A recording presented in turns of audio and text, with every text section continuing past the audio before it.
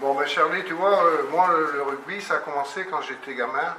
J'habitais Mazamet et j'allais voir les matchs de Mazamet qui étaient à l'époque première division, la seule première division. Et Mias, qui était capitaine de l'équipe de France, jouait là.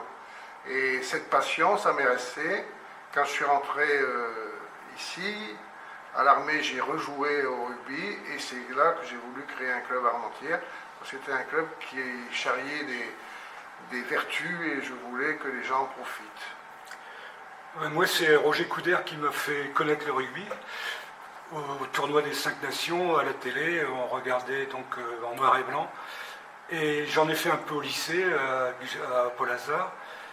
Et j'étais copain avec Kiki Despringères, qui était prof d'éducation physique à Armentières et qui était judoka et un copain de Henri.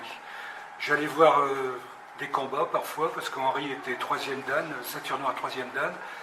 Et j'étais un peu admiratif devant ces combats. Souvent, ça ne durait pas longtemps. Et connaissant Henri, j'ai appris qu'il voulait faire une équipe de rugby.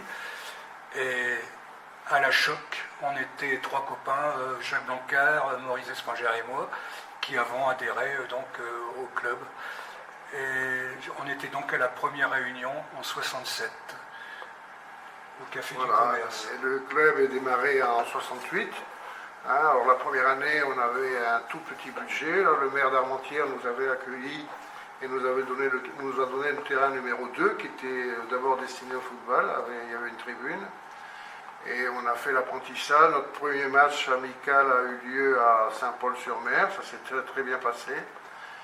Et ensuite, on a fait le championnat première série et puis ça a continué. On a eu beaucoup de gens, on a eu des très bons souvenirs, 50 ans de souvenirs, des mauvais souvenirs aussi, une vie c'est comme ça, c'est fait de bonheur et de malheur et je crois qu'on a eu notre part de malheur et maintenant ça a l'air d'être retourné vers le bonheur.